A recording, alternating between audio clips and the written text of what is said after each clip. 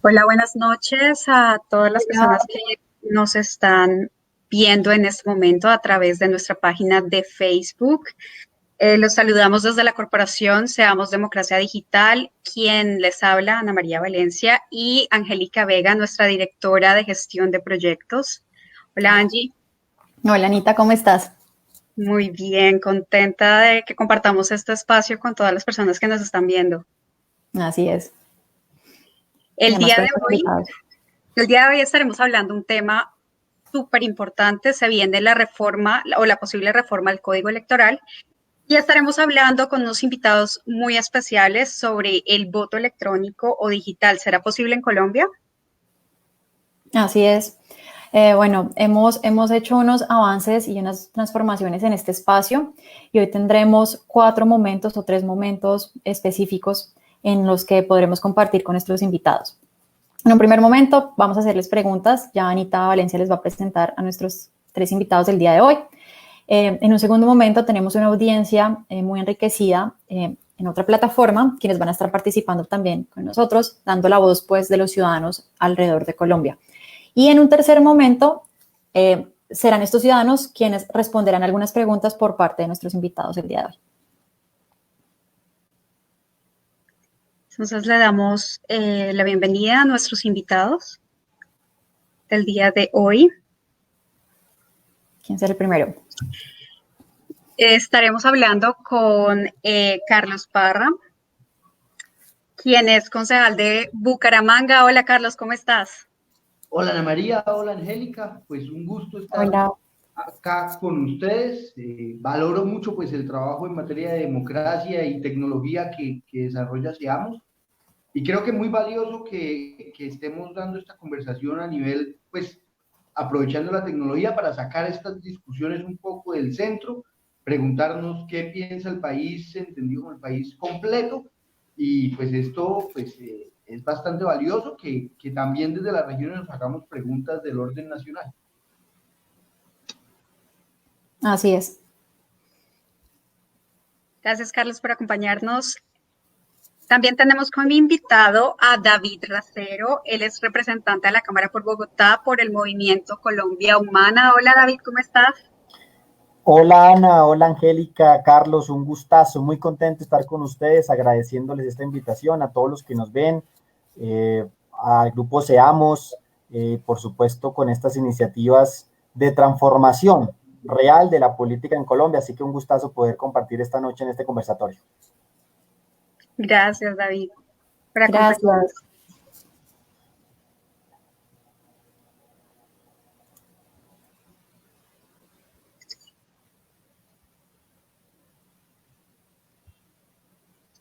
Bueno, y por último también tenemos una invitada súper especial, Catalina Suárez, activista política y periodista, quien en unos minutos estará iniciando su video. Creo Creo que que estamos tiene teniendo, problemas de conexión. sí, un tema de comunicación. Bueno, también teníamos una cuarta invitada, Anita, que nos pidió excusas por no podernos acompañar. Bueno, sí, desafortunadamente otra de nuestras invitadas, Catherine Huinao, eh, en un momento más adelante, en una futura eh, presentación, nos estará acompañando. Desafortunadamente se le presentó un inconveniente de último momento. Entonces, a nombre de ella, presentamos excusas. Hola Catalina, ¿cómo estás? Hola, buenas noches. Muchas gracias, Angélica, Ana María, a todas las personas que hacen parte de Deseamos Democracia. Un saludo también muy especial al representante y al concejal que nos acompañan en el día de hoy. Y pues bueno, muy contenta de estar acá con ustedes. Gracias, Catalina, por acompañarnos en este espacio tan importante y en este debate que tenemos. Como explicábamos, se acerca una posible reforma al Código Electoral y estamos en el debate entre voto digital, voto electrónico. ¿Será posible en Colombia? Este es nuestro tema de hoy. Así es. Entonces, más allá de nosotros, desde la corporación, sentar una posición, quisimos invitarlos a ustedes para que precisamente como voces reconocidas dentro del mundo político y desde distintas posiciones nos cuenten un poco de cómo ven ustedes este escenario para la democracia y en últimas la democracia digital en Colombia. Vamos a hablar entonces principalmente del voto electrónico y del voto digital, por lo que les vamos a hacer una serie de preguntas y bueno, pues creo que podemos entrar ya a hablar en concreto del tema. ¿Ustedes qué creen? ¿Estamos cerca del voto digital o electrónico en Colombia? ¿Qué nos dice David?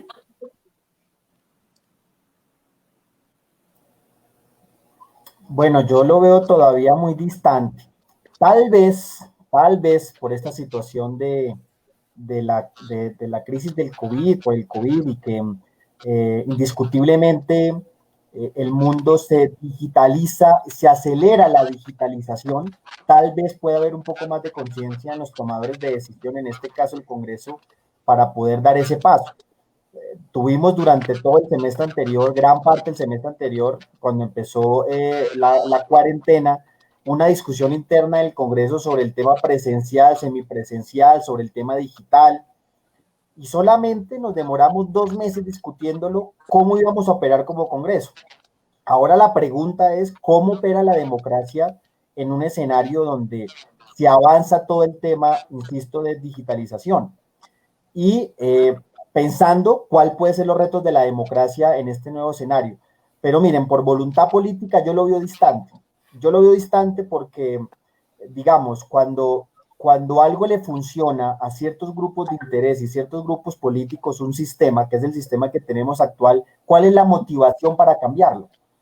Si les funciona, en este caso, por ejemplo, el voto como se está haciendo hoy en día de manera manual, con todos esos formularios de 14 y bueno, todos esos formularios, todo ese procedimiento que va desde el que recibe el voto, la comunicación que se hace por allá en una oficina para digitalizar el voto, después subirlo al sistema, todo ese procedimiento que hay como 6 pasos para poder tener el voto al final, si les funciona a ellos y si les es conveniente a ellos para hacer todos los procesos todo lo que conocemos de los procesos de delitos electorales, de corrupción electoral, ¿cuál es la motivación para cambiarlo? ¿Cuál es la motivación? ¿No?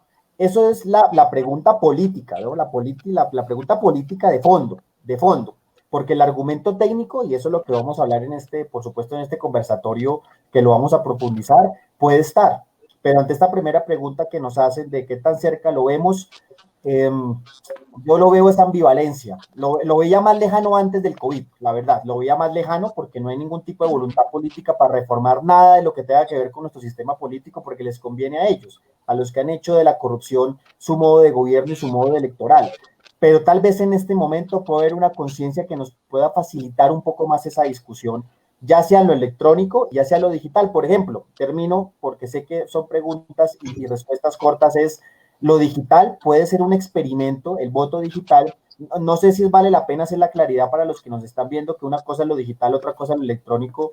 Lo digital permite no necesariamente ir a los puestos de votación, ¿cierto? Lo digital puede ser que tú estés en tu casa y puedas votar, lo electrónico sí implica ir, ¿no? Que es el sistema, digamos que será como la diferencia fundamental, hay otras más, pero solamente para resumir, por ejemplo, el voto de nuestra comunidad colombiana a nivel internacional, donde el tema del desplazamiento a los lugares de votación, embajadas o consulados, puede ser tan dispendioso que son incentivos negativos para que la gente no acuda a votar. Tal vez a nivel internacional podemos mirar esa fórmula para las próximas elecciones, el voto digital para escoger a nuestros congresistas, al representante a la Cámara que tenemos en el Congreso de manera digital. Puede ser, pero con sinceridad, el tema político de fondo es complicado porque les conviene a ellos continuar con el sistema en el que nos encontramos. Y este tema del voto electrónico ya viene desde antes, es que esto no es un momento de ahora, desde cuándo no estamos hablando, desde cuándo la ley ya permite y cuándo invita a hacer ese proceso de transición al voto electrónico. Estamos hablando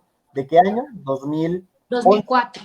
2004, y entonces es complicado, ¿no? Entonces yo tengo es un pesimismo esperanzador, ¿no? Pesimismo por la realidad política, esperanzador por la situación en la que nos encontramos que puede motivar más la discusión. De acuerdo. Catalina, ¿tú cuál crees que puede ser o llegar a ser el mayor reto para la implementación del voto electrónico o digital?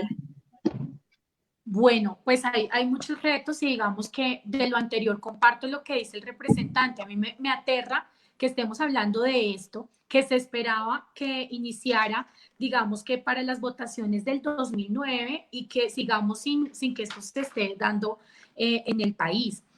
Para hablar del reto, pues primero hay que hablar de muchas cosas cuando hablamos del voto electrónico. Una cosa es, digamos, que el ciudadano se acerque y haga su voto o, como explicaba el representante, pues lo haga desde su casa. Y otra es el conteo de los votos, ¿no? Todo esto que se va a necesitar en ese momento. Para hablar de esto, digamos que tenemos varios retos y yo creería que primero el reto electrónico, el reto de comunicación en la infraestructura del país, el reto en cuanto a la economía y los recursos que ahora va a quedar después de esta pandemia. Y algo que a mí me afana mucho es la fiscalización por parte de los partidos. Esto lo dificulta muchísimo más porque ustedes saben que se necesitaría una capacitación distinta. El recurso humano cuesta mucho y creo que esta capacitación pues también. Tenemos también un gran reto con el tema de la seguridad de la información. Si en este momento existen miren con todo lo que ha pasado en medio de la pandemia, cuando se dan aplicativos, la gente dice, pero ¿cómo van a utilizar mis datos o qué va a pasar en el momento en que yo accedo a lo que sea de manera electrónica? Estoy dejando ya una huella. Entonces yo creo que como ciudadanos nos preocupa también mucho, conociendo el contexto del país en el que estamos, conociendo que en este país la corrupción es altísima, que se da en todos los partidos y que muchísimos de los políticos hacen parte de esto, pues a uno como ciudadano sí lo asusta un poco que por medio de no sé, un hacker, por medio de llegar a descifrar este software o lo que sea, se den cuenta uno por quién vota o por qué situación. Por ejemplo, imagínense una cosa de estas en el plebiscito.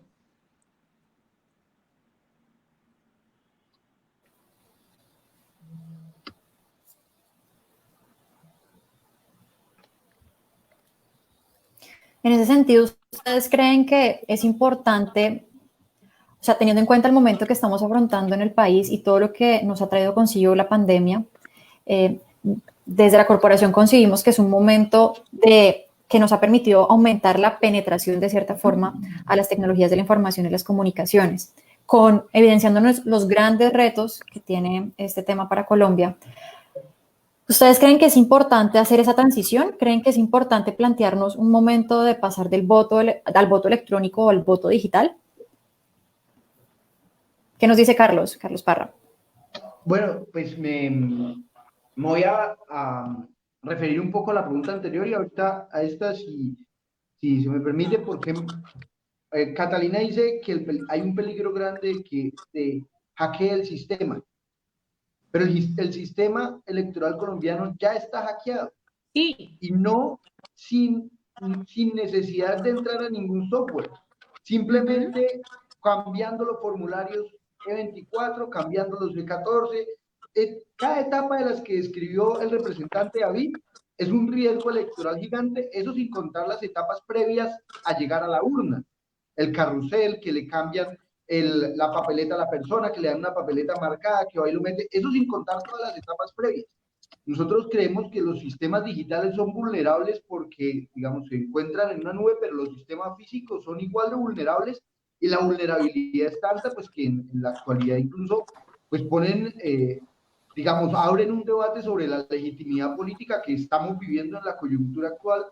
Y yo creo que no podemos pensar que estamos pasando de un sistema confiable a uno menos confiable, sino de uno no confiable a otro sistema que tiene otra naturaleza, digamos, de riesgo. El voto electrónico, digamos, nosotros tenemos múltiples mandatos de implementación del voto electrónico a nivel legislativo, a nivel normativo, ya ahorita lo decían, desde el 2003. Luego, el más reciente, importante, pues el acuerdo de paz también se comprometía a implementarlo y distintas leyes que, pues, que dan ese mandato de implementación. Pero Y también ha habido muchos pilotos en distintas elecciones, en donde se toma un porcentaje mínimo de la población, se realizan algunas pruebas, la registraduría ha avanzado en algunos pilotos. Pero yo creo que hay dos barreras gigantes. Una relacionada con la confianza, desde la otra perspectiva. Si los ciudadanos tenemos, pues, mucha desconfianza en general de muchos sistemas, les pongo un ejemplo. Nosotros llevamos 20 años, o tal vez un poco más, pero 20 años de manera robusta montando el sistema del CISBEN. Y con gente en la calle todo el tiempo tomando datos, haciendo encuestas para montar el sistema del CISBEN. Y un día tenemos que entregar un ingreso solidario a una porción de la población y aparece en ese sistema que un montón de cédulas sin registro, cédulas repetidas, cédulas incluso en el sistema bancario, un montón de anomalías que en menos de una semana minan la confianza en el ciudadano.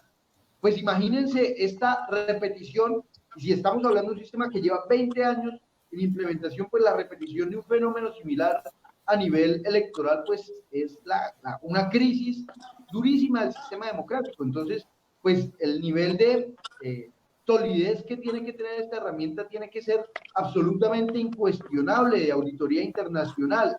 Yo creo que la experiencia y el oso nacional que hizo el DNP con el ingreso solidario y el manejo de bases de datos, y haber combinado bases de datos dejó al descubierto muchos problemas. Por ejemplo, multas que se mueven entre bases de datos, o lo que estamos viviendo actualmente en materia de bienestar social por parte de los gobiernos municipales y distritales, en el caso de Bogotá, que en Medellín, en Bogotá, aquí en Bucaramanga tenemos muchos problemas de utilización o captación de datos públicos sin tener claro cuál es su rumbo. En el caso de Bucaramanga, por ejemplo, se hizo una plataforma para ofrecer empleo desde la alcaldía, en donde se captaron las hojas de vida de 17.000 personas sin ninguna medida de tratamiento de datos.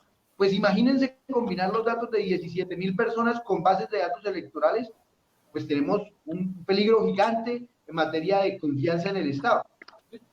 Yo creo que el principal reto no es tecnológico, es social, y es pues lograr construir, digamos, fortalecer la confianza de las personas. Así es, creo que además de nosotros querer sentar posición, como les dije en un primer momento, lo que queremos es recoger los comentarios que existen a partir de ustedes como voceros legítimos de una posición política del país, uno, pero también escuchar a la ciudadanía. Si queremos que quede también ir contándoles un poco sobre nuestra postura desde la corporación, y que si bien creemos en que debemos avanzar hacia un voto digital, consideramos que este tiene que ser un proceso gradual. Nosotros no podemos suponer en el país que amanezca un nuevo día, amanezca un nuevo proceso, un nuevo día para hacer un proceso electoral, pues, y entonces vamos a empezar a utilizar el voto digital en todo el territorio nacional. Esto tiene que ser un proceso gradual que nos va a tomar años, precisamente por lo que tanto Catalina como Carlos señalan. Esto es un proceso que implica apropiación de tecnologías de la información y las comunicaciones en los ciudadanos, acceso a dispositivos para que sepamos conectarnos uno, y por eso también queremos entrar en el debate de si voto digital o voto electrónico. Como nos dijo el representante, estas dos tecnologías tienen dos diferencias, y es clave que entremos a discutir cuál es la que mejor se puede adecuar para el contexto colombiano, no para legislar una ciudadanía para los próximos, y una ciudadanía que está incorporando las TICs. Pensemos en los jóvenes, en nosotros, en estas nuevas generaciones que tenemos más acceso y mayor facilidad para conectarnos y para manipular, llamémoslo así, estas tecnologías. Claramente existe un amplio margen de la población que no tiene las facilidades, pues, para manejar estas herramientas, pero ahí es donde tenemos que trabajar, ¿sí? Vuelvo entonces a la pregunta. ¿Ustedes creen que es importante pasar al voto electrónico o al voto digital? ¿Qué nos dice David? Bueno, mira, quiero retomar algunos comentarios que han hecho en Facebook. Me gustó mucho un comentario, creo que se llamaba Farid, que decía que hay que tener en cuenta 3 elementos y mirando en lo que nos aparece en los comentarios, el elemento corrupción, el elemento social, el factor social y el factor territorial. Y muchos han preguntado, por ejemplo, qué pasa con las zonas rurales. Y eso hace parte también de mirar que debemos salir a veces de ese centrismo que tenemos en las capitales, en las ciudades, o también desde una perspectiva generacional. Como tú lo comentaste, claro, de pronto hay algunos que tenemos más facilidad, pero esta pandemia ha dejado en evidencia, por ejemplo, las limitaciones del tema digitales en un gran porcentaje del país, ¿no? Y no solo en términos rurales, aquí en Bogotá, la periferia de la ciudad, donde están los barrios más segregados de manera socioeconómica, las limitaciones de los hogares para poder lograr que sus hijos puedan estudiar de manera virtual es grandísima. Por eso la alcaldesa Claudia López se inventa todo un ejercicio de donatón de computadores y todo eso, que en lo personal yo no estoy en contra de las donaciones, pero algo tan importante como eso, que es hacer un esfuerzo para garantizar el derecho a la educación de nuestros niños, debería ser asumido por el Estado. Hay otras cosas que, bienvenida la donación, siempre vamos a sumar, yo no digo que no, pero cuando vamos a garantizar el derecho a la educación, es que hay que hacer el esfuerzo. Una ciudad que tiene 22 billones de pesos anuales este año, pues cómo no vamos a hacer un esfuerzo como para poder hacer eso, o la conectividad, ¿no? No todo el mundo tiene conectividad, no todo el mundo tiene planes en sus horarios postpagos, ¿no? Es un tema delicado, complicado. Entonces, yo por supuesto me recojo en lo que han dicho de manera muy sabia, de que esto es un progreso, de que esto es un proceso, de que se tienen que combinar de manera mixta, ¿no? No creo que de un momento a otro sea todo ahora virtual, todo sea electrónico. Puede ser que en un mismo momento electoral puedan estar los dos sistemas, ¿no? Claro, todos los riesgos del caso, todos los riesgos, así como se garantiza la privacidad del voto, ¿cierto? Cómo se garantiza la privacidad y el anonimato del voto. Al final, cuando tú votas en la urna, tú registras en el formulario, te subrayas de que votaste para que no vuelvas a votar, pero el voto cuando lo metes en la urna, pues ya queda revuelto con los demás y pues no se sabe cuál va a ser tu voto, es la privacidad. ¿Cómo entonces eso posibilitarlo que en el sistema electrónico no se haga? O sea, no se violente la privacidad. Claro, hay todos los riesgos y un poco lo decía pues el concejal también, ¿no? Entonces, digamos, hay muchas dudas, pero mira que esas dudas son sobre todo culturales, ¿no? Más que todo de nuestras preocupaciones y nuestros miedos. Así como se hace corrupción de manera presencial con el voto actualmente, también uno dice, no, pues la manera electrónica también pueden haber muchas modalidades de corrupción. Y hasta más fácil, ¿no? Recordemos que aquí uno de los factores principales de corrupción actualmente que tenemos no es solamente todo el proceso del voto manual, sino el software de la registraduría. Y eso es el software como tal, ¿no? El software que es una caja negra que nosotros como Colombia Humana reclamamos toda la veeduría, la posibilidad de tener acceso, y es el software que ni siquiera es del Estado. Acuérdense que el software del que utiliza la registraduría es una contratación que hace una empresa privada, y el argumento de que eso es privado y tiene sus derechos de autor y bueno, etcétera, se imposibilita que tengamos acceso a ese software. Entonces, ahí también hay un cuello de botella. O sea, la pregunta es, si queremos avanzar en lo electrónico y en lo digital, ¿es por qué y para qué? O sea, ¿cuál es? ¿Por el factor corrupción? ¿Y será que eso sí puede ayudar al tema a disminuir la corrupción? ¿Será que en nuestro país en este momento tenemos las condiciones para eso? O primero avancemos en esas condiciones de acceso a las tecnologías para poder llegar a eso. Que no sea la limitación tecnológica ahora la imposibilidad de ir a votar. Que eso sería peor, sería nefasto, ¿no? Que sea más bien esa la imposibilidad de ir a votar. Entonces, claro, hay unas preguntas muy válidas. Yo creo que estoy leyendo aquí en los comentarios muy, muy válidas. Claro, ¿qué diría yo? Mi posición es que, en definitiva, que como estamos no funciona, ¿sí? Como estamos no funciona. Y no podemos esperar a que de un momento a otro empiece a funcionar bien, ¿no? Y eso es, digamos, la reflexión evidente, natural, sentido común. Creo yo que el tema electrónico, el tema digital puede ser un poquito más de largo aliento, digamos, pero el tema electrónico como la posibilidad de ir a votar y que haya el registro digital y que quede también con soporte manual, ¿no? Con soporte manual del que uno vota, etcétera, podemos empezar a ensayar, ¿no? Yo creo que tampoco hay que tenerle miedo y es en el ensayo donde vamos también corrigiendo. Por supuesto, blindándolo todo lo que sea posible, teniendo las garantías, la seguridad, que haya veeduría, que haya una veeduría interpartidista, ¿sí? Interpartidista de verdad, no como el Consejo Nacional Electoral, donde, por ejemplo, la oposición solamente tiene un magistrado. Eso no es serio, ¿no? O sea, el Consejo Nacional Electoral, que es el que ayuda a la vigilancia, el control, etcétera, si es puesto por los partidos mayoritarios, hay un contrasentido, ¿no? Pero eso ya es un debate más de fondo también de nuestro sistema, porque no puede ser que el que hace seguimiento a eso haga parte justamente de quienes son elegidos, ¿no? Hay un vicio procedimental.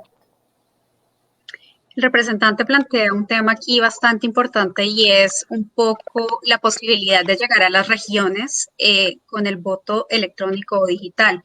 En este sentido, me parecería importante escuchar la posición del concejal con respecto a las regiones y la posibilidad de llevarlo a las regiones.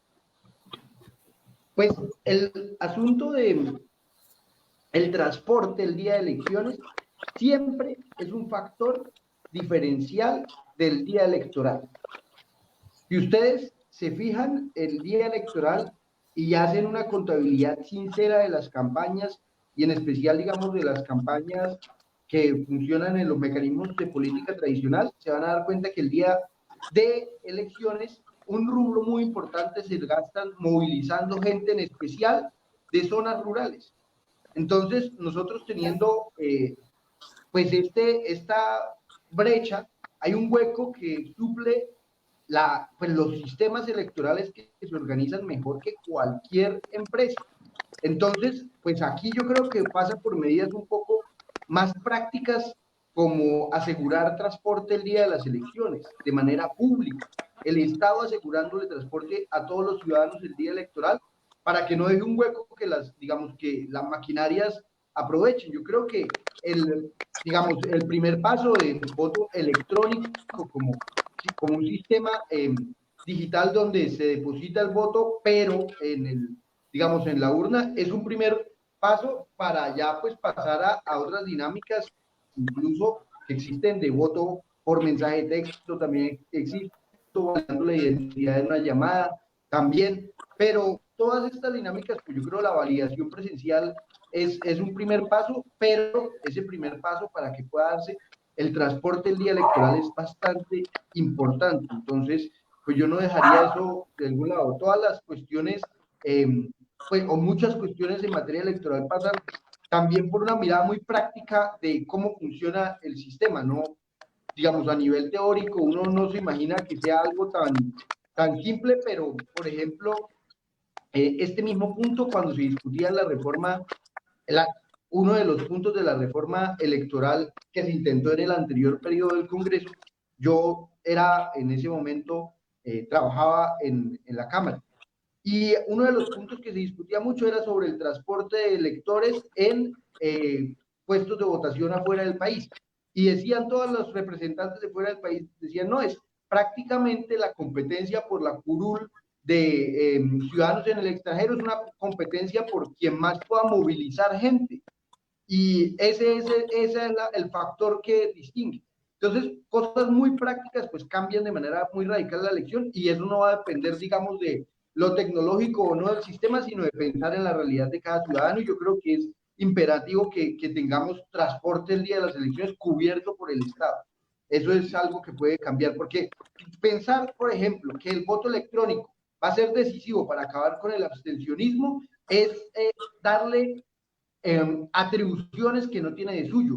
O sea, puede que sí ayude, pero puede igual que no ayude, porque no en todos los lugares donde se ha implementado el voto electrónico ha sido exitoso. Hay casos como el de Brasil, en donde el abstencionismo pues se ha disminuido un poco, pero casos como el de España, que igual se mantiene en los mismos números. Entonces, pues yo creo que tampoco debemos pensar que esto es la solución absoluta a todos los problemas, sino que también tenemos que dar una mirada integral pues al sistema.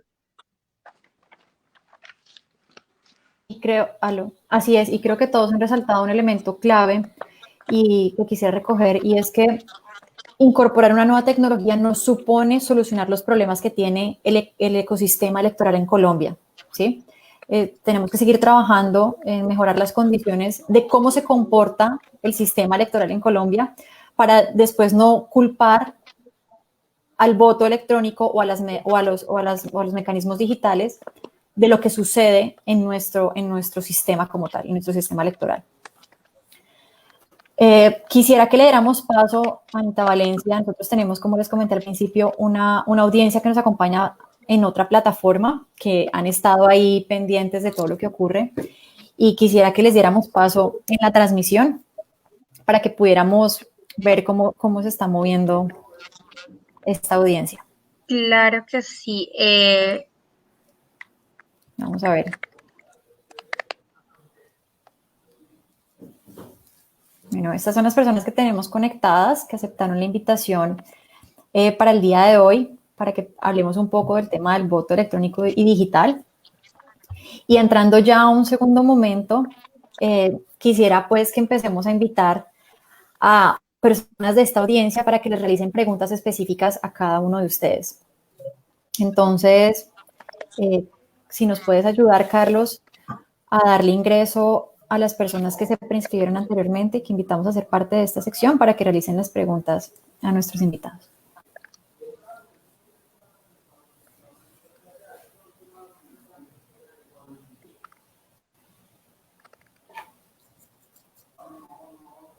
Bueno, mientras se conecta, le damos paso a la persona que va a iniciar la pregunta. Yo quisiera también un poco preguntarle a Catalina, ¿qué opinas sobre cuál sería el momento indicado para implementar el voto digital o electrónico en Colombia? Bueno, es complicado. El momento indicado, pues uno quisiera que en las próximas elecciones todos viéramos un cambio, porque definitivamente esto, independientemente del partido político que a cada quien le guste, de la ideología, la corrupción que se ve es absoluta. Ahora, con todo el tema que estamos viviendo, viendo que el tema de educación digital ha sido para muy pocos, es ahí cuando uno dice, bueno, el tema del transporte no es solo el transporte, digamos que, y no es lo mismo el transporte actual de las elecciones actual a transportar, no sé, computadores. Y el tema del bodegaje también es algo que sale supremamente costoso. Ahora, yo pienso que se podría hacer de pronto para... el ensayo no puede ser ahorita a nivel nacional completamente, que es lo que quisiéramos, pero no está la infraestructura en ninguno de los sentidos. Y también el tema cultural. Acá se va a dar un tema de resistencia cultural muy fuerte. Yo creería que puede ser más gente la que deje de votar, porque realmente muchas personas en nuestro país y en nuestro contexto, que pues no es el mismo, no sé, de Suiza, no es el mismo de otros lugares, ni siquiera tienen celular, hay lugares donde no hay ni siquiera luz. Entonces yo creo que esto es un tema muy fuerte.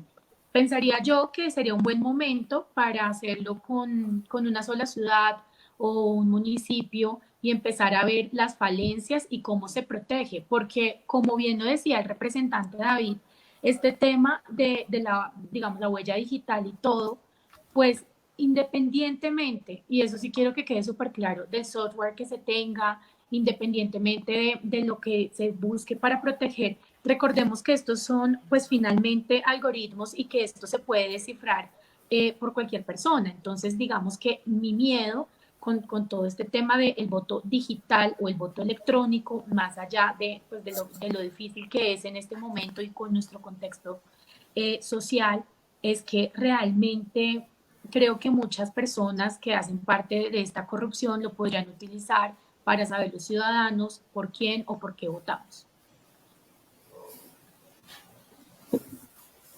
Creo que se plantean muchos retos y bueno, yo quiero darle la entrada a Luis Felipe Guzmán.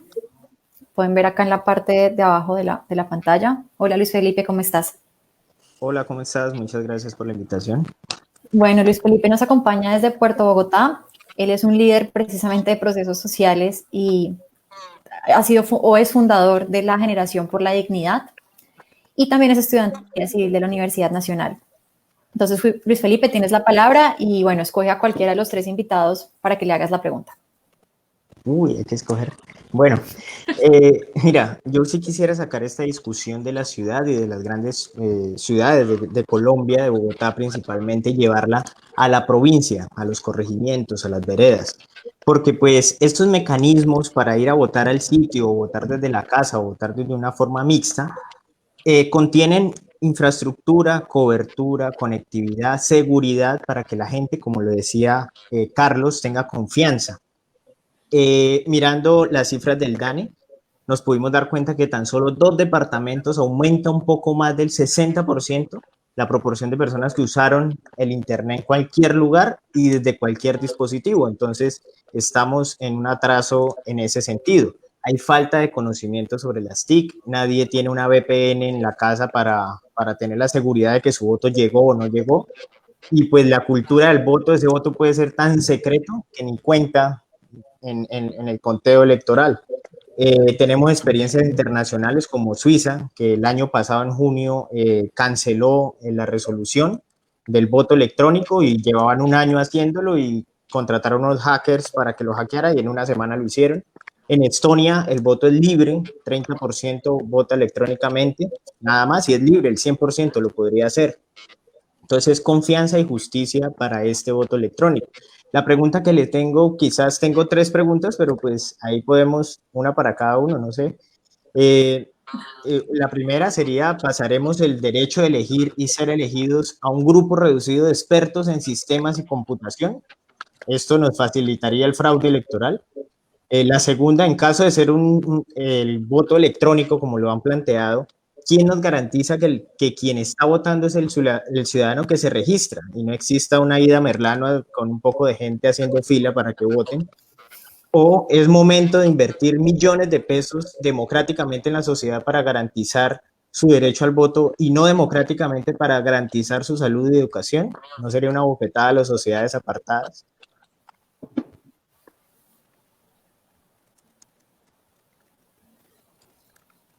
¿Quién responde? Dale, David. No, dale.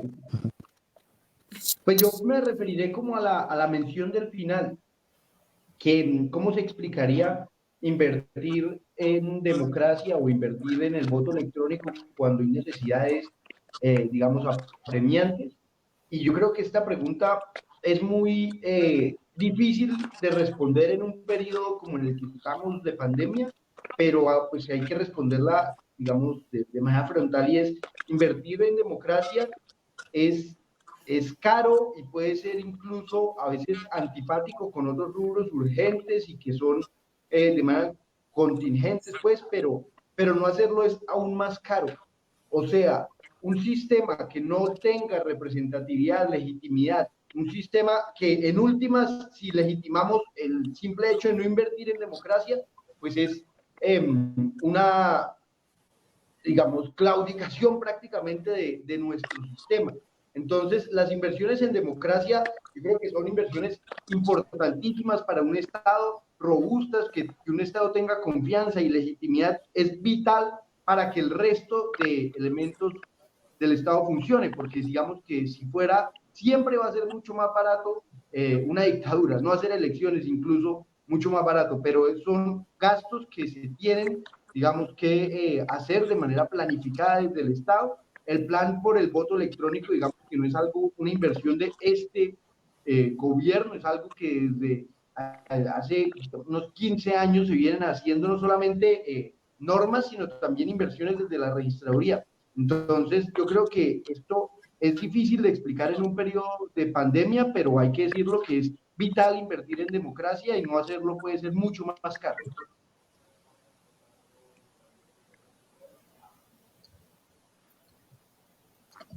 Catalina, David, ¿quieren decir algo? Pues, ¿alguno primero? No sé, o el que quiera. Dale, Catalina, dale tú. Listo. Dale. Pues digamos que a mí me parece que si la idea y si estamos hablando del voto digital o electrónico, en un sentido en que como ciudadanos, digamos, ¿ya esto va a acabar la corrupción? No, no la acaba, y en Brasil se vio muchísima corrupción y tienen este mecanismo. Ahora, yo comparto completamente con Luis Miguel, con Luis Manuel, perdón, no veo el nombre. Felipe. Luis Felipe. Luis Felipe, perdón, me quité las gafas, preciso. Yo comparto que acá tenemos que saber el contexto de muchísimos lugares, y a mí también la parte de territorios me parece complicada, transporte, bodegaje. Y un tema que no hemos hablado, los adultos mayores, eso me parece que también va a seguir moviendo el tema de la corrupción, porque pues igual van a necesitar que alguien les ayude a votar. Nada nos certifica a nosotros que con esto de pronto, no sé, hackers pueden entrar a alterar las elecciones. Y a mí sí me parece, la verdad, pues sabiendo el contexto, yo sé que lo mejor es decir que, pues que uno sí cree que este es el momento justo para hacer el cambio, pero a mí me parece que hay unas necesidades que necesitan de la inversión. Por ejemplo, sabíamos desde hace mucho todo lo que estaba mal en el país, pero yo creo que la pandemia lo visibilizó aún más. Entonces, a mí sí me parece que antes de hablar del voto digital y electrónico, pensemos porque hay lugares en este momento, en este siglo, que viven sin electricidad. Entonces, pues desde pronto desde la ciudad es muy fácil uno venir acá a decir, sí, el voto digital, porque entonces, no sé, tengo computador, voto electrónico porque vivo en Bogotá, pero esta no es la realidad de la mayoría del país, en un país que aún hay conflicto armado. Entonces eso también hace que todo sea un poco más complicado. Yo quisiera agregar algo, digamos, en temas del procedimiento electoral, ¿no? Que es lo que estamos discutiendo, cómo el procedimiento electoral puede responder dos grandes problemas de nuestro país. El primero es disminuir la corrupción, que el procedimiento pueda en algo disminuir todos los mecanismos de corrupción. Ojo, el procedimiento en sí mismo no acaba la corrupción, en eso estoy de acuerdo, creo que lo dijo Catalina, ¿no? O sea, el tema de la lucha contra la corrupción y corrupción electoral, eso involucra muchas aristas, y especialmente pues la cultural, y bueno, y otras más, y especialmente también la confianza de que en verdad podemos nosotros creer en que el procedimiento, que es realmente la esencia de la democracia representativa, pues sea el más loable. ¿Cómo hacemos para reducir la corrupción, y al tiempo de cómo hacemos para aumentar la posibilidad del voto? ¿Cómo hacemos también para fomentar e impulsar el voto ciudadano en un país donde el abstencionismo es del 50%, 50, 51, 40, bajó un poco en las elecciones pasadas porque hubo más gente votando, mucha juventud especialmente votando, que estamos votando cada vez más los jóvenes? Todavía nos falta mucho, por supuesto. Creo que esos son dos dilemas muy interesantes, porque yo creo que el tema del voto electrónico y digital, pero más allá, puede ayudar a propiciar el aumento del voto, realmente, puede aumentar la posibilidad desde una lógica ideal, ¿no? De decir que apelando a mecanismos digitales se puede facilitar mucho más, pero tampoco es lo único. Aquí tiene que haber complementarse otras cosas. Hay unas discusiones, por ejemplo, en el ambiente, de por qué no extender el horario de la votación, de por qué no que no sea solamente un día, sino varios días, por ejemplo, ¿sí?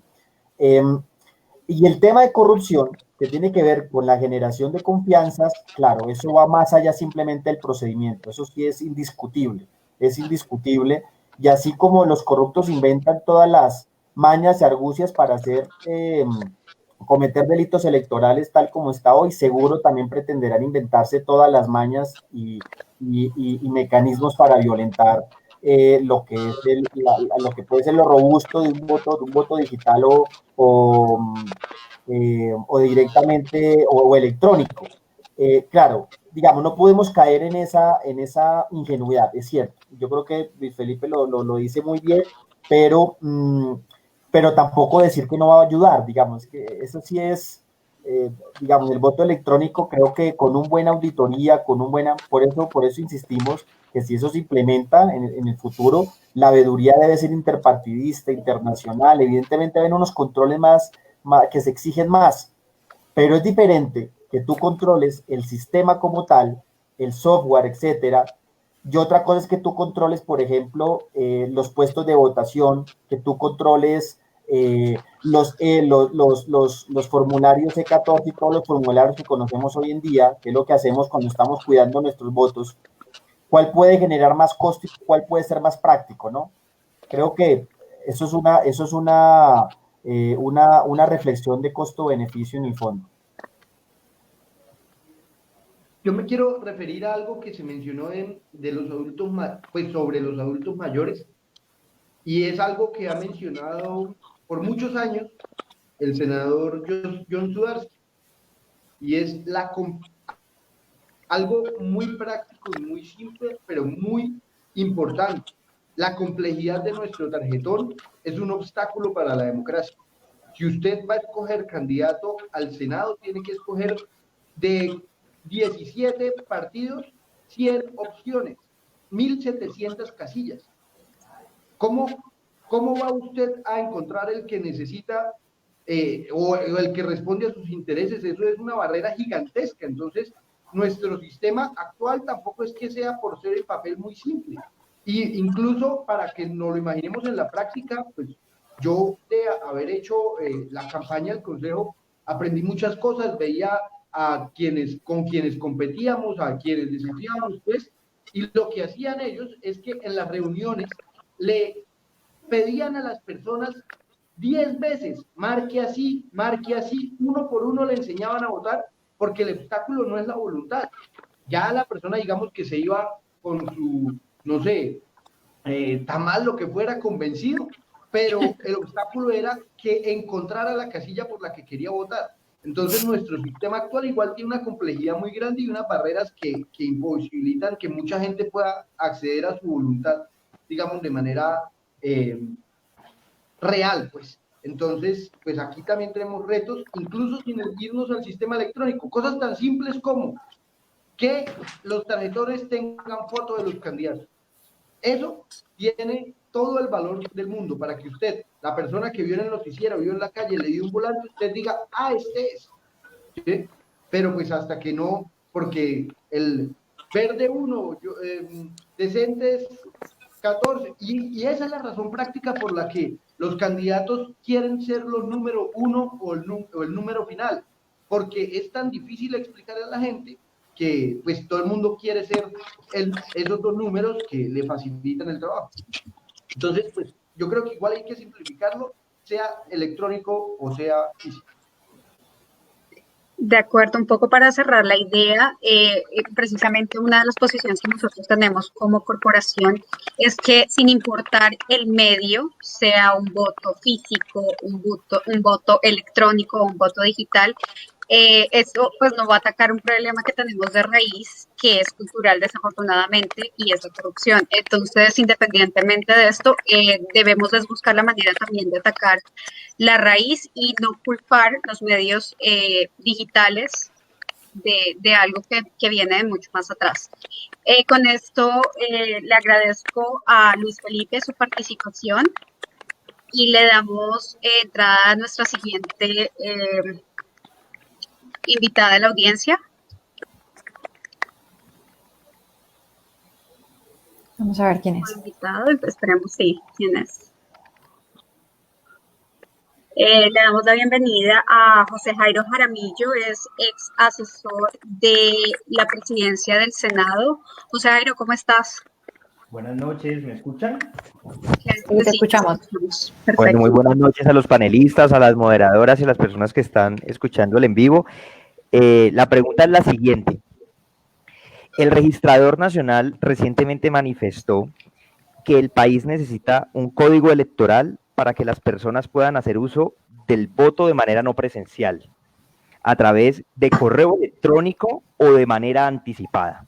Es decir, que la reforma que, digamos, pretende poner a consideración del Congreso, la registraduría, no solamente va a contemplar el voto electrónico, sino también, digamos, el voto por correo electrónico o de manera anticipada por correo certificado, como sucede en algunos países. Digamos, el registrador manifiesta que esta es una medida que va a ayudar a estimular el voto en las zonas muy apartadas, en las zonas rurales dispersas, pero por otro lado, pues hay personas, digamos, que les genera temor,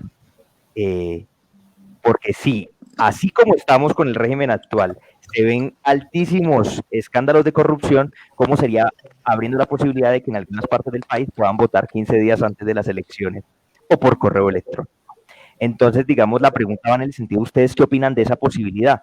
Porque no solamente está el voto digital, que igual implica que yo deba ir al puesto de votación, sino que la registraduría está planteando la posibilidad del voto por correo electrónico o el voto anticipado. ¿Qué opinión les merece? En De nuestros, los tres, pues me parece que es interesante. ¿quién quisiera iniciar?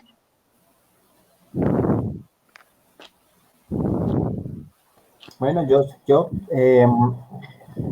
hola, José Jairo, un cordial saludo, buenas noches.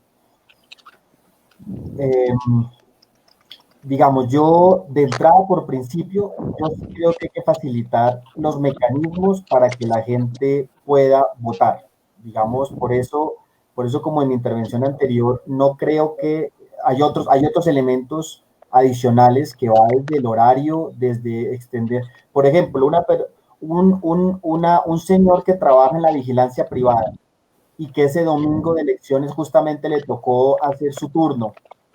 Esa persona, por más que quiso votar, no puede, porque tiene que llegar al conjunto residencial o a donde tenga el lugar de trabajo de para cubrir el turno durante el día, un turno por lo general de 12 horas, y se le imposibilita votar, ¿no? Ese es un tema de verdad que son las limitaciones ya actuales de nuestro sistema, de nuestro procedimiento electoral, de que sea simplemente un día de 8 a 4 de la tarde. Entonces, yo de entrada sí creo que debemos ser creativos para poder mirar otras alternativas. Lo que vemos, por ejemplo, los colombianos que viven en el exterior, que allá son más tiempos, ¿no? Allá se empieza a votar desde antes, ¿no? Se le da más facilidad dependiendo del lugar para que puedan asistir, pero tampoco eso sigue siendo suficiente. No sigue siendo suficiente. Con algunos países solamente hay un puesto de votación que es en la embajada, pues imagínense. Entonces es complicado, es complicado. Entonces yo de entrada te diría que creo que nada puede cerrarse acá, la oportunidad de discutirlo, porque es que los temores que tenemos son temores que se aplican para cualquier procedimiento. Eso es lo que yo también voy concluyendo este conversatorio. Todos los temores que tenemos respecto al tema de si un procedimiento sirve, que si el otro o no sirve, al final son los temores que ya tenemos en este momento todos y todas, ¿sí? Son los temores de cómo garantizar que el que vote sí está votando libremente, cómo garantizar de que el que vote en verdad puede hacerlo con conocimiento acertado de la situación, cómo hacemos para saber que no hay ningún tipo de manipulación. Siempre van a ser todos esos temores, entonces no sé si solamente el procedimiento, sea cual sea el que se determine, nos puede garantizar lo que queremos garantizar, que es unas elecciones limpias, transparentes, etcétera. Esa siempre va a ser la dificultad, siempre va a ser la dificultad. Y yo en lo personal, no es debate, no quiero como que nos dicen, incendiar el debate ni nada de eso, pero por ejemplo, el voto obligatorio. El voto obligatorio no también sería una medida complementaria, o ya nos vamos a un ejercicio mucho más allá y que pueda coartar libertades, si es que qué es lo que queremos realmente poder avanzar en temas de votación en el país.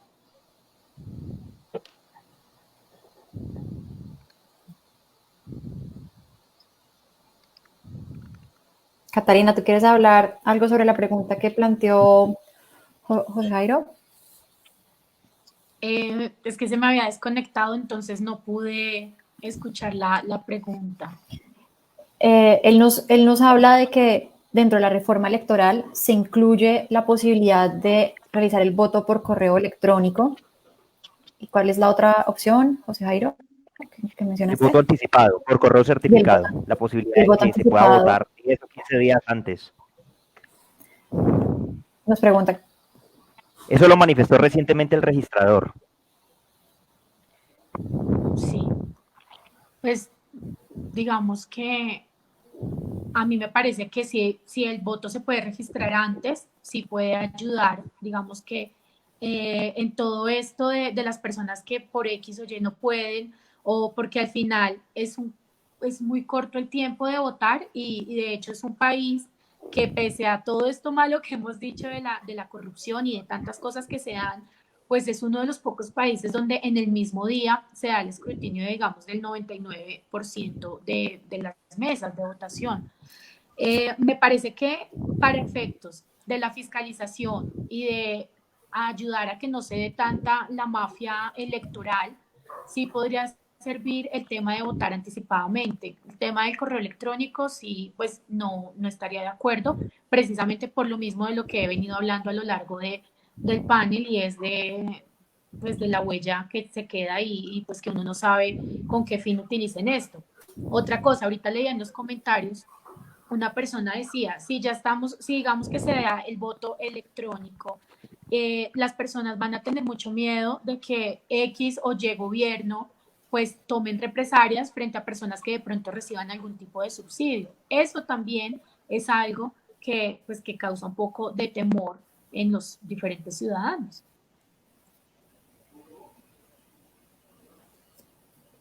Y pues bueno, no sé si ya para contestar esta pregunta, yo creo que me hallan un poco a la respuesta como la contesta el representante David. Yo creo que por principio, entre más fácil, mejor. Eso, digamos, como regla general. Pero la reglamentación y como todas las medidas que tienen que ver con derechos civiles y políticos va a estar, y en todo esto siempre el diablo está en los detalles. En cuál es los sistemas de verificación, cuál es el plazo, cuáles son las condiciones específicas. Son los detalles los que determinan la capacidad de ejercer pues el derecho. En últimas, lo que pasa en la práctica es que si el voto es un derecho y un deber ciudadano, a la persona que el Estado no le permite llegar al puesto de votación porque vive en una zona de conflicto armado, porque vive lejos del puesto de votación, porque en su lugar no hay un puesto de votación, en la práctica le están negando un derecho político, una conquista civil. Entonces, entre más fácil sea acceder a ese ejercicio del derecho, mejor. Pero esa facilidad tiene que ser reglamentada con un detalle y una precisión pues milimétrico, que pues es el texto de la reforma que ya lo conoceremos pues ya cuando sea radicado, y ahí va a estar toda la vigilancia. Gracias. Allí estás con el micrófono cerrado. Gracias, Ana. José Jairo, muchas gracias por acompañarnos. Entonces vamos a entrar a nuestro último momento, en donde vamos a darle paso a otras personas de la audiencia que se inscribieron a participar, y vamos a empezar con Andrea Verdugo. Me gustaría que ustedes le hagan preguntas, Catalina, David y Carlos le hagan alguna pregunta a Andrea. Andrea, muchas gracias por estar acá. Hola, un saludo a todos y a todas. Muchas gracias por la invitación. Al parecer no se animan a hacerte la pregunta, entonces yo voy a preguntarte, ¿cuál es tu postura frente al tema? ¿Qué van a hacer? O bueno, Catalina, dale. ¿Quieres preguntarle algo, Andrea? Bueno, sí, Andrea, buenas noches. Gracias por acompañarnos acá. Andrea, digamos que pues ya sabiendo todo lo que hemos, digamos que discutido acá en este panel, entendiendo el contexto, el tema de territorio que vimos, también qué pasaría, digamos, que con el presupuesto que esto va a requerir, no solamente en el inicio que se dé, digamos, una votación electrónica, sino toda la actualización de los software, porque como la tecnología va tan rápido, así como uno cambia un celular con determinado tiempo, pues habría que cambiar también desde el software hasta los equipos. Entonces, ¿cómo sería esto en un país en el contexto en el que estamos? ¿Sí es posible o hoy estamos hablando es bajo una utopía acá en este foro?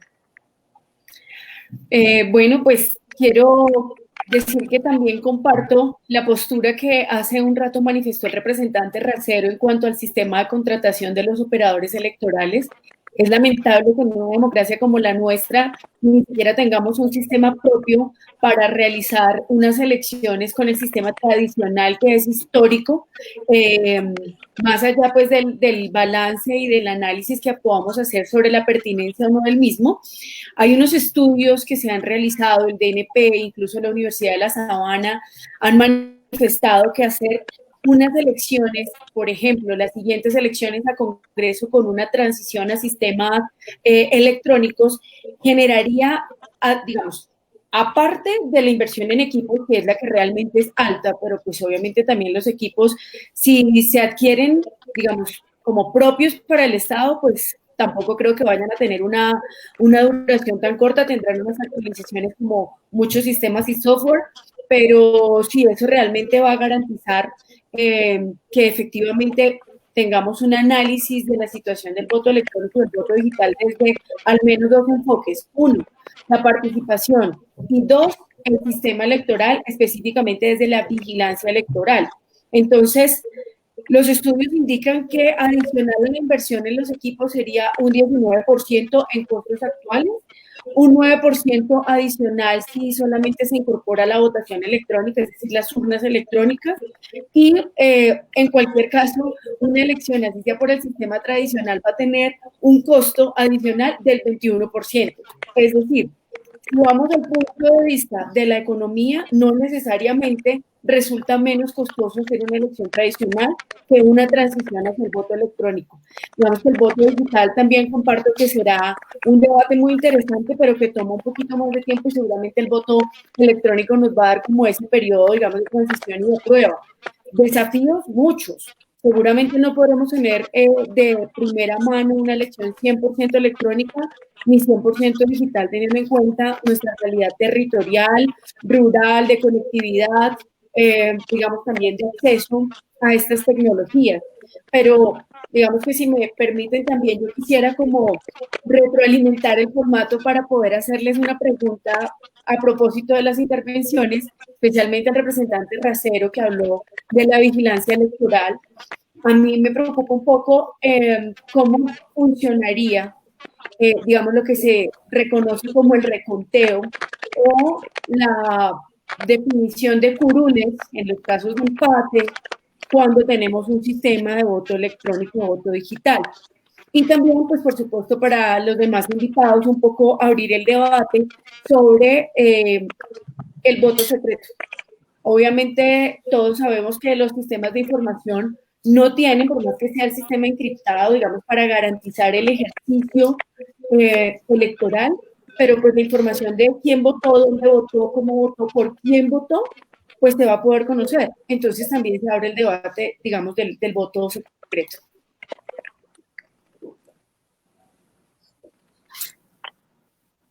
¿Quién quiere iniciar?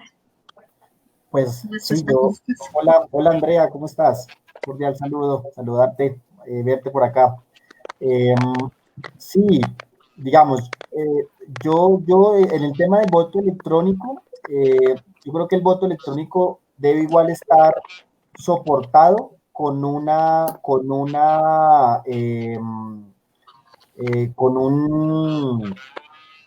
soporte, perdóname, un soporte físico, ¿no? Digamos que tú puedas tener el voto, que se hace el voto de manera electrónica en el sistema, pero que eso queda soportado y que también queda como constancia y se lo tendría que quedarse guardado también en folios físicos que se permita hacer ese reconteo, ¿sí?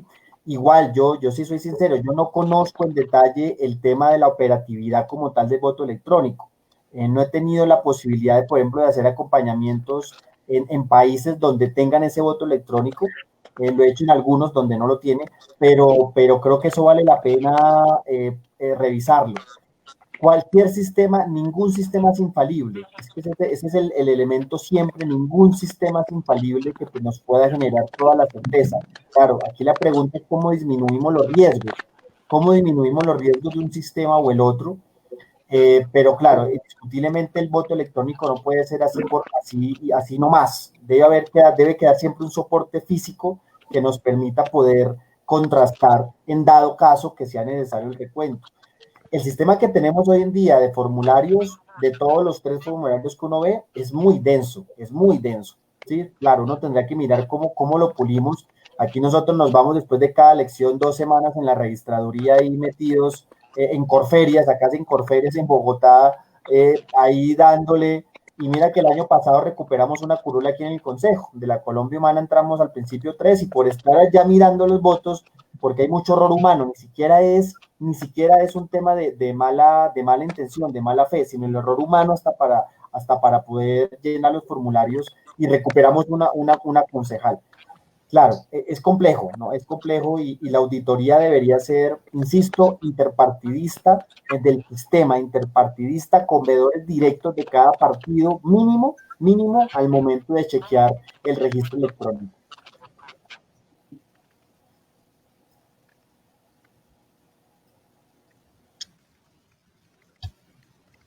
Bueno, Andrea, agradecerte por participar. Cabe destacar que Andrea es asesora de la Subsecretaría Distrital de Seguridad.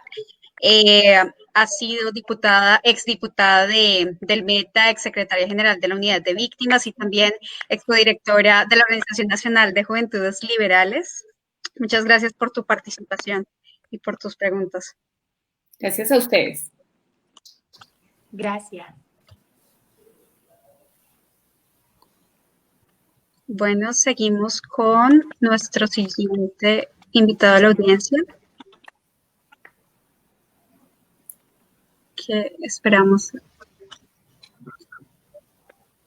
Le damos la bienvenida a Javier Urrea. Hola, buenas noches. Bueno, he visto que se han tocado muchísimos temas y esto me recuerda a Camilo José Cela cuando llegó y dijo que no es lo mismo estar dormido que estar durmiendo, porque de la misma forma sería lo mismo estar jodido que estar jodiendo. Y yo hago énfasis en el lenguaje porque cuando vi el título de la charla, hablaba sobre expectativas o escenarios Yo invito a que hagamos esa diferencia desde el principio, porque uno de los grandes retos que tenemos hoy en día es que hay muchos mitos sobre... Se escucha un eco por ahí, perdón. Ya, se escucha un eco por ahí. El gran problema que tenemos es que existen muchos mitos alrededor de hasta dónde puede llegar la tecnología para favorecer los mecanismos de participación digital. Y por ahí creo que es donde hay que arrancar, pero si no diferenciamos entre la alternativa del voto electrónico y la alternativa del voto digital, vamos a dar muchas vueltas sobre muchas conversaciones. El tema, en realidad, por ejemplo, desde una postura de muchas personas, es muy contrario a lo que se está proponiendo hoy en día con la registraduría. La registraduría está proponiendo el voto electrónico como funciona en Venezuela a través de un software que no garantiza lo más importante, que es la transparencia en el proceso. Y generalmente pone todos los focos en los temas de la cédula digital. Entonces, son tantos temas que la invitación es a que podamos diferenciar desde el principio lo uno de lo otro que mencionó al inicio.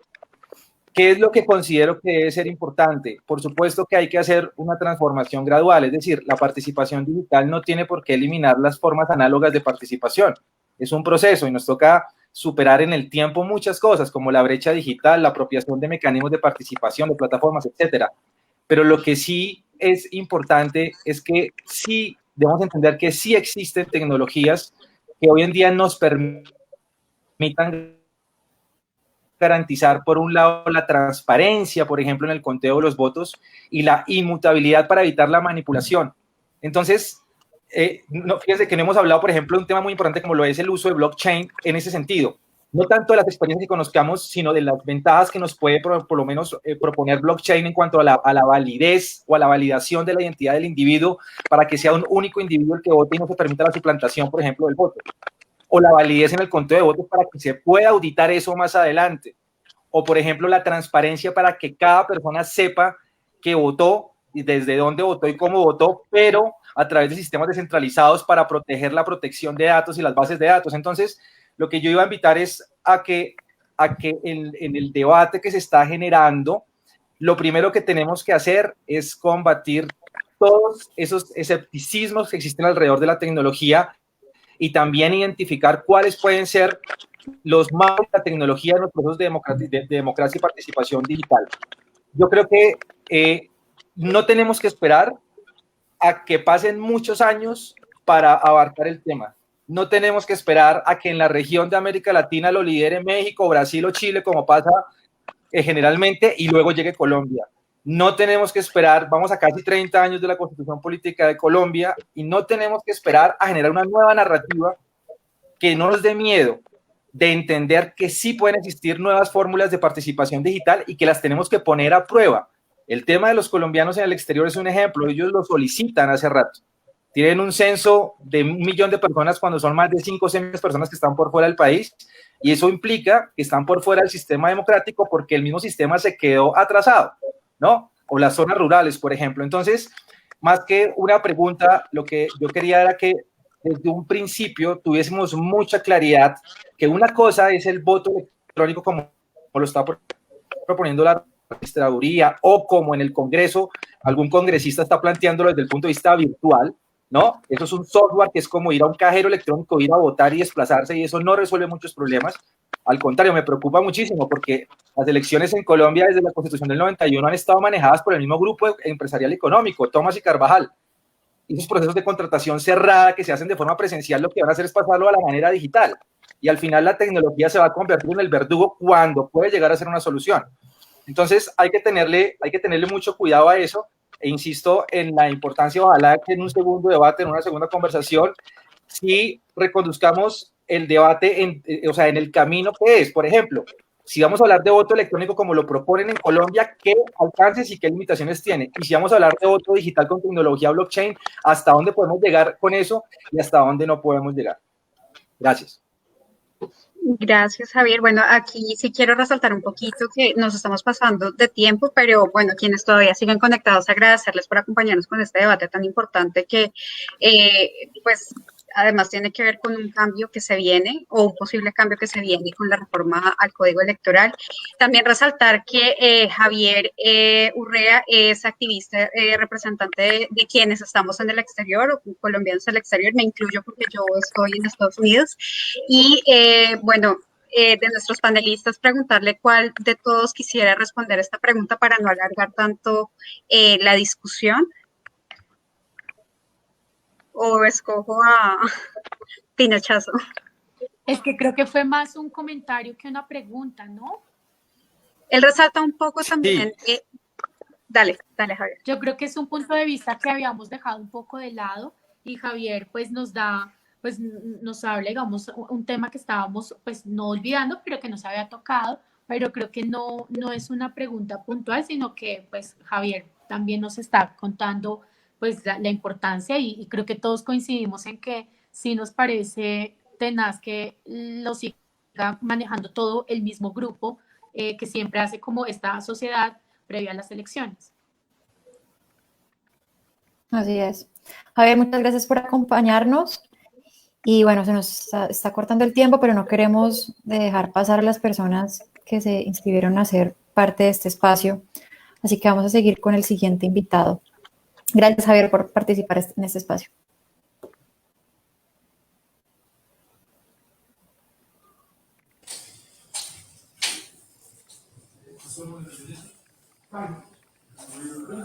Listo. Ahora nos acompaña Francisco Bustamante. Francisco es edil de la localidad de Río Mar, de la ciudad de Barranquilla. Francisco, hola. Buenas noches, Ana. Buenas noches a todos, a todas las personas que hicieron posible este espacio de manifestación democrática virtual, que es lo que nos hemos visto, digamos, obligados en esta época de pandemia. Un saludo fraternal a todos los panelistas y a todas las personas que a esta hora siguen aquí conectados viéndonos sobre este debate importante desde el punto de vista académico, pero político y electoral, claramente.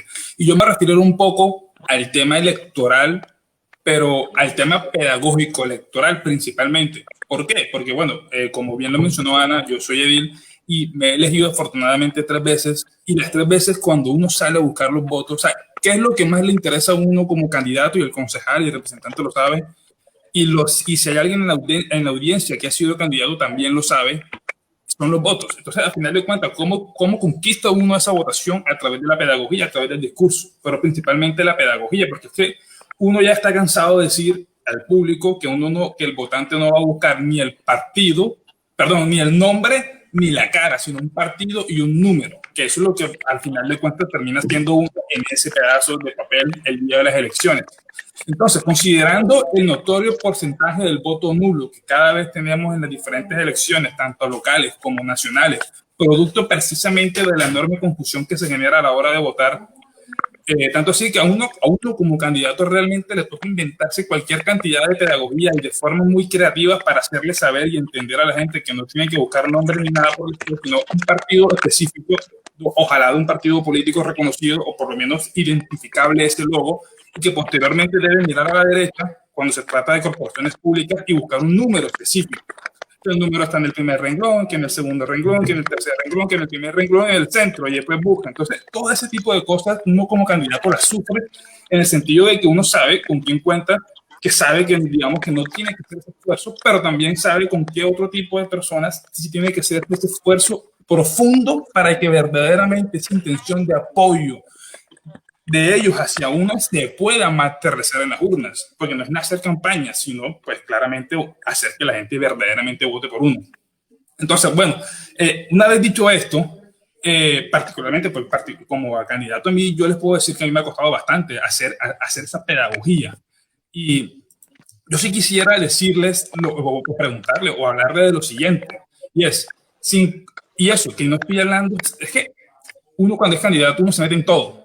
Digamos, pues uno es la persona que pone la cara, que pone la carne de cañón y que pone pues el esfuerzo físico, económico y todo.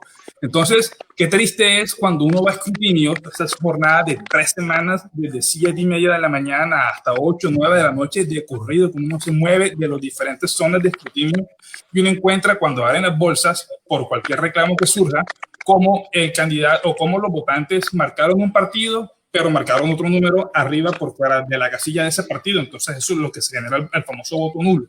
Y uno se da cuenta, y yo lo he visto de cómo la gente teniendo la intención de votar por uno, aunque se sale y marca el otro número del costado de eso, aunque se respeta la intención del voto por el partido, se declara nulo. Entonces digamos que todo eso hace parte del esfuerzo de uno como candidato a la hora de hacer la pedagogía física como ya hoy en día conocemos. ¿Cómo piensan ustedes? Le pregunto principalmente al concejal y al representante, porque somos los que nos elegimos, digamos, con un partido y un número en específico. ¿Cómo piensan ustedes el tema pedagógico de cara a una realidad con votación electrónica o digital? Y principalmente electrónica, porque al final de cuentas la digital yo lo veo muy lejano. Lastimosamente esta pandemia nos ha dejado ver muchas desigualdades. Esto que pasó en pasajeras, eso nos muestra que lo que queremos hacer en lo digital verdaderamente vista en cuanto a las prioridades de gasto público que hoy debemos tener. Pero independientemente de eso, yo no me refiero al voto digital. Empecemos por lo que podría ser eventualmente lo primero, porque estamos hablando, digamos, de un escenario futuro que creería yo con esta pandemia y con esta déficit de recaudo en el sector público que estamos viviendo, por lo menos en Barranquilla, que es de donde yo les hablo, el recaudo ha sido muy bajo en comparación, obviamente, cuando no estamos en pandemia. Entonces, yo creería que esta discusión quizás se pueda materializar mucho más adelante y no en estas elecciones, pero eventualmente, cuando se llegue a materializar, ¿cómo piensan ustedes, cómo idean ustedes el tema pedagógico de cara a una realidad con votación electrónica?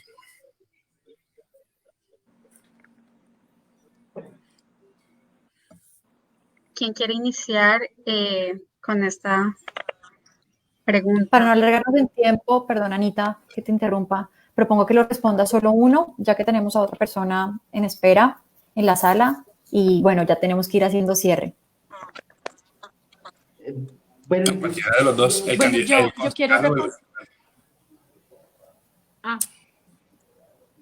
No, qué pena. Yo lo comento porque, digamos, ellos como candidatos vivieron esa angustia, porque es que verdaderamente no es nada ser candidato, sino la angustia que va detrás de ser candidato. Y obviamente esa angustia es por la pedagogía que uno cada vez que se para frente a la gente, uno sí está vendiendo el mensaje el mensaje, primero el mensaje de sus propuestas, segundo el mensaje de su partido y tercero el mensaje de su número, y que todo eso verdaderamente la gente lo entienda en esos 5, 10, 20 minutos que uno está parado ahí. Entonces, esa angustia que yo sé que ellos como candidatos la han vivido en cuanto a pedagogía, ¿cómo ellos la dimensionan? ¿Cómo ellos creen que eso podría ser frente al voto electrónico? Pues, gracias, Francisco, por la pregunta. Yo creo que esto nos deja ver una complejidad que lo que hablábamos antes, no depende de lo electrónico, lo manual, ni siquiera depende del sistema, del medio, sino del sistema mismo. Por el caso del Senado, es un caso en donde más, 100 candidatos, cuantos partidos haya, pues multipliquen ese número, pero pues si lo pasamos a Bogotá, Consejo de Bogotá, 45 concejales, 15 partidos, pongamos en promedio, pues usted cómo va a encontrar nombre y número, eso es imposible. A mí me pasó muchas veces. Les cuento así cortico una anécdota. Yo en campaña, en algún ejercicio de campaña, yo sentí, pucha, me eché el discurso de mi vida, nunca había hecho un cuento tan bueno, me sentí orgulloso, y después me acordé, pucha, no dije partido y número. Y ese es pues el error más grande, porque perdí pues todo el impulso, todo. Y eso pasa, pero no pasa solo por la lista, porque pasa por el sistema. Y esa es una de las ventajas que abre un poco la conversación a otros temas, pero es que todo está relacionado del sistema electoral mismo, y es que si nosotros tenemos que elegir entre 1.700 es imposible, pero ahora la pedagogía para explicarle a alguien qué es la cifra repartidora, qué es el cociente electoral, un montón de elementos, que es el voto, cómo usted tiene coexistiendo voto por lista, voto preferente y lista cerrada al mismo tiempo, cómo usted puede elegir por una lista y al mismo tiempo o por un candidato. Todo eso es muy complejo en el sistema mismo. Entonces yo creo que el voto electrónico va a ser insuficiente si nosotros no pasamos por un proceso de simplificación del sistema, que pasa, por ejemplo, por propuestas tan puntuales como la lista cerrada. Eso, pasar de 1.700 candidatos a 17 partidos, tiene un valor, pues no impresionante, pero importante para que pues de las personas voten mucho más informadas de la propuesta que deciden escoger.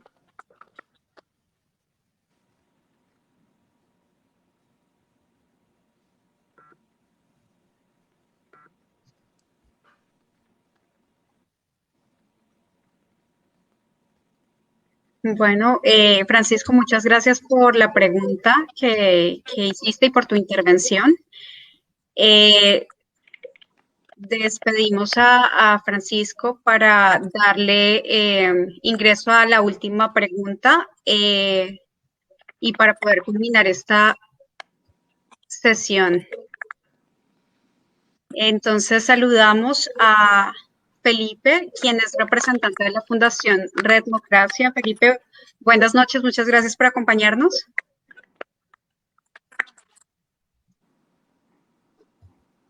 Creo que está sin sonido. Está sin sonido, Felipe.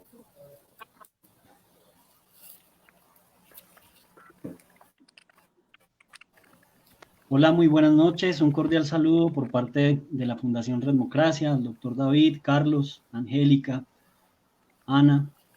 Es para nosotros como fundación un placer poder participar en todos estos espacios que se están abriendo respecto a la posibilidad de incluir tecnología en los procesos de toma de decisión en uno de los países en los que se ha empezado a presentar bastantes dificultades y falencias en términos de representación, en términos de democracia, en términos de abrir espacios de deliberación que no tengan que ver estrictamente con votar cada 4 días, sino en empezar a repensar la democracia de una manera que podamos entrar todos y generemos mecanismos de despersonalización, que pienso yo que a la final es lo que la tecnología llega a suplir en pleno siglo XXI.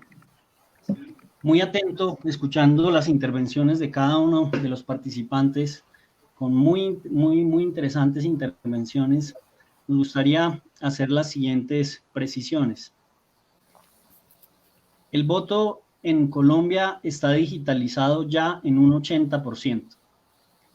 Una vez cerrada el ciclo, la posibilidad de votar a las 4 de la tarde, en varios lugares en el país esos datos son transmitidos vía internet a unas centrales que le permiten a los medios de comunicación tipo 6, 7 de la noche transmitir resultados. Lo que quiere decir que hay un gran proceso de digitalización y de modernización del sistema electoral colombiano.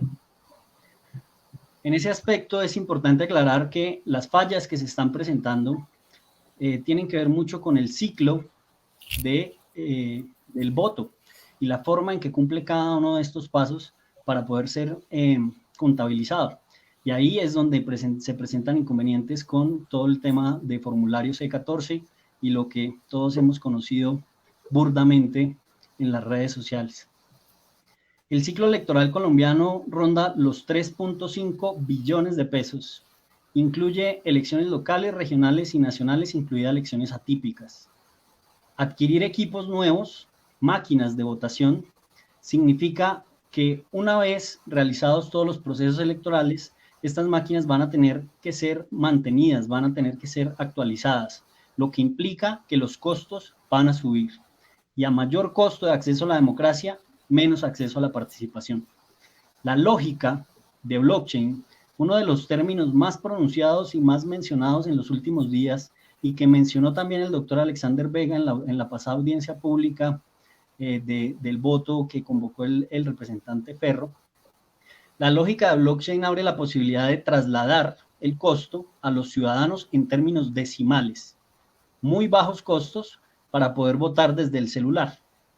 Y sobre esa lógica se podría votar desde cualquier lugar, en la casa, en un parque o haciendo mercado, y se podría abrir la posibilidad de votar 8 o 15 días antes del día final. Lo que significa descentralizar la democracia en Colombia y las funciones de la registraduría.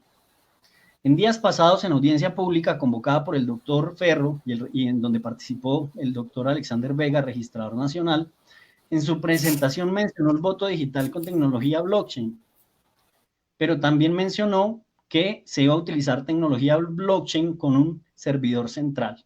Eso para nosotros como fundación fue algo que no es coherente en términos técnicos y tecnológicos y que necesita que las personas expertas y las personas que han manejado y manipulado este tipo de tecnologías empiecen a emitir conceptos sobre esa opinión o esa presentación del doctor Alexander Vega. La Fundación Redmocracia ha realizado pilotos de votación digital, principalmente con ciudadanos en el exterior. Tuvimos la posibilidad de registrar el primer movimiento significativo de ciudadanos en un consulado de Colombia en el exterior. Logramos surtir todos los procesos de deliberación y de toma de decisión interna a través del uso de tecnología. Participaron un poco más de 25,000 ciudadanos, lo que quiere decir que las resistencias y las brechas de participación no son como de pronto se han mencionado aquí en su mayoría. Mi pregunta es la siguiente y va dirigida al doctor David Racero. ¿El legislativo y el ejecutivo han contemplado la posibilidad de descentralizar las funciones de la registraduría?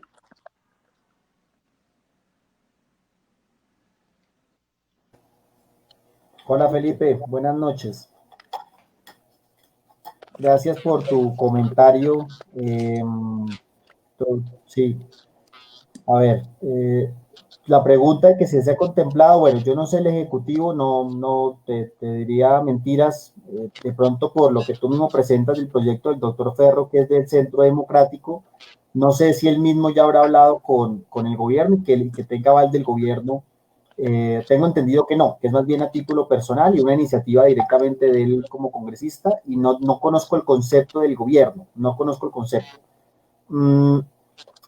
Por parte del Congreso, yo solamente puedo decir que el Congreso ha sido muy ineficiente al momento de poder adelantar cualquier tipo de reformas al sistema político electoral, cualquiera, digamos, no solamente para este tipo, sino cualquier reforma. Todas las reformas políticas que se han presentado en los últimos 10 años se han hundido, y la única que pasa o la única posibilidad de abrir algún ejercicio de discusión interna es simplemente cuando se discute lo que se conoce como el voltearetismo, ¿cierto? Que es la posibilidad de que los congresistas se pasen de un lado a otro por conveniencia política electoral, pero nunca se toca la discusión de fondo de lo que puede ser una reforma al sistema político.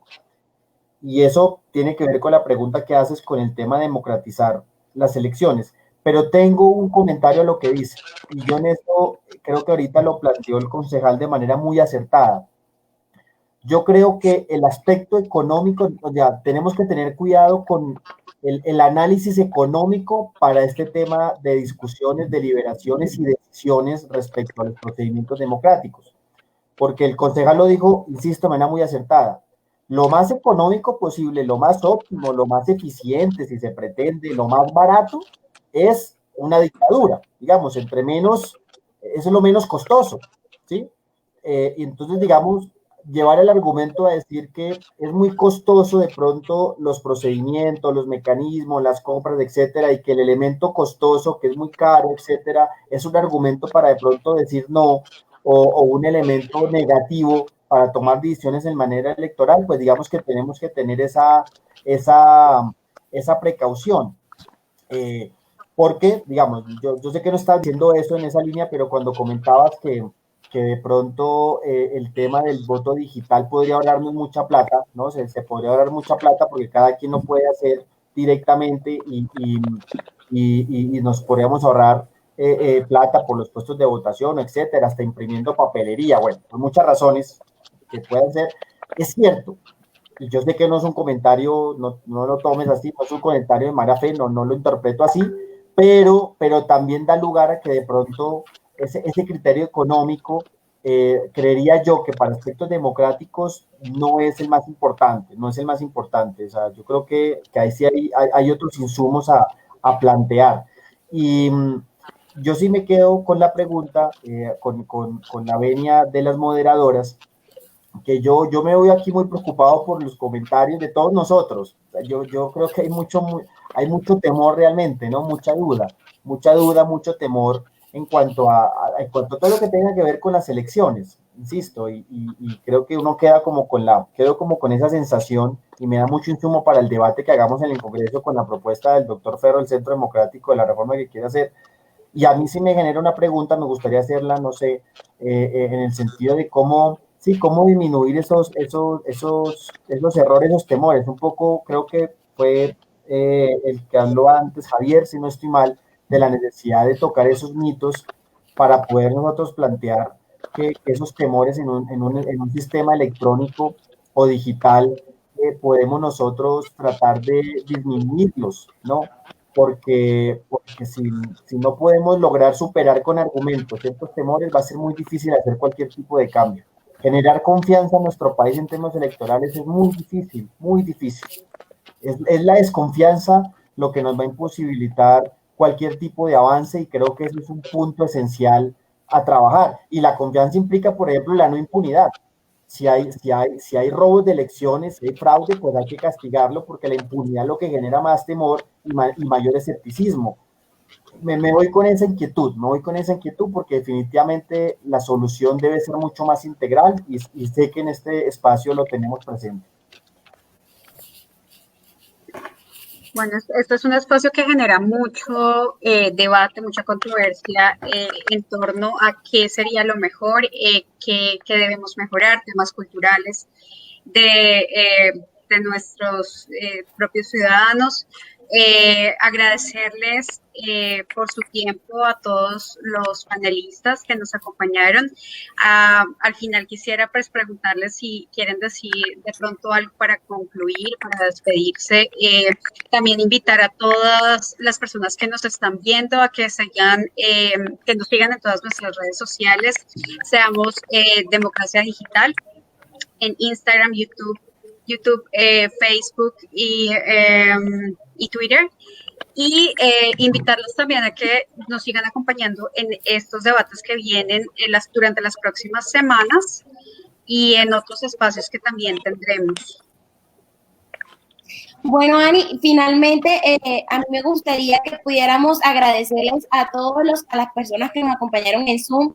Estuvieron más firmes que los músicos del Titanic. Estos eventos digitales lo que hacen es que precisamente empecemos a generar estos espacios, estas conversaciones, a empezar a hablar el mismo idioma con la sociedad civil, con las organizaciones, y que no solamente estas discusiones se queden en el Congreso de la República.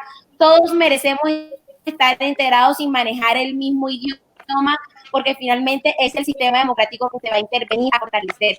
Muchísimas gracias a los invitados, David, Cata, Carlos. Vienen más espacios, entonces ojalá nos puedan seguir acompañando cada vez que se les permita, que su agenda nos permita. De verdad les agradecemos muchísimo, porque aunque estamos en tiempos de pandemia, en aislamiento, la gente cree que uno está desocupado sin hacer nada, pero es cuando uno más trabaja. Entonces, de verdad, a todos los que se conectaron, a los invitados y a los invitados del público, muchísimas gracias. Vienen más conversaciones, vienen más espacios, vienen más eventos. Feliz noche a todos. Así es, Anita. Gracias. Muchas gracias. Muchas gracias por la invitación. Y por último, hacerles una cuña. Estaremos participando el sábado en Campus Party. Como les dije, nosotros abstuvimos de presentar una postura acá formal como parte de la corporación. Precisamente queremos, como les decía Anita Alzamora, abrir estos espacios para que la ciudadanía participe, para que, como dice Anita Alzamora, hablemos el mismo idioma, que la política deje de ser ajena a nosotros, sino que por el contrario se vuelva un tema más de nuestra cotidianidad, y dejemos de dejarla solo en los políticos, sino que también los políticos y nosotros como actores sociales y políticos empecemos a tomar acción. Entonces, bueno, invitarlos también de nuevo al Campus Party, a que nos vean el sábado. Estaremos participando y allá llevaremos entonces nuestra postura respecto al voto electrónico y digital. Creo que Cata, David y Carlos quieren decir 30 segundos, 20 segundos, una despedida rápida. Cata, empezamos contigo. Por el espacio. Saludos, Bueno, Catalina, muchísimas gracias a a todo el equipo de Seamos Democracia, a todas las personas que se conectaron, a todas las personas que se unieron a hacer comentarios, a dejar sus inquietudes, preguntas. De verdad que esto nos enriquece. Yo creo que a todos estos espacios me parecen súper chéveres, porque en un momento donde cada día el debate se vuelve más banal entre insultos, esto es lo que de verdad fortalece la democracia. Entonces, muchísimas gracias, las veces que sean necesarias. Estaré muy agradecida de estar acá, y gracias a todos los que se conectaron. Gracias al representante, al concejal y a ustedes por esta invitación. A ti, Catarina, muchas gracias.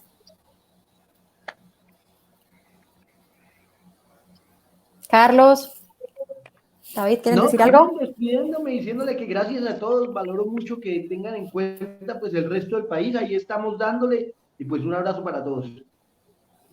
Gracias, Carlos, por acompañarnos. Muchas gracias, Ana, por la invitación, y a todas las moderadoras. Muchas gracias a los que se conectaron, a los de Facebook.